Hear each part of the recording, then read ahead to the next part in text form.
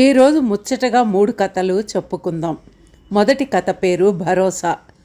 నేనేం కోటీశ్వరరాల్ని కాదు, కానీ నా పిల్లల్ని ప్రపంచంలోనే అత్యుత్తమ చైల్డ్ కేర్ సెంటర్లో వదిలాను.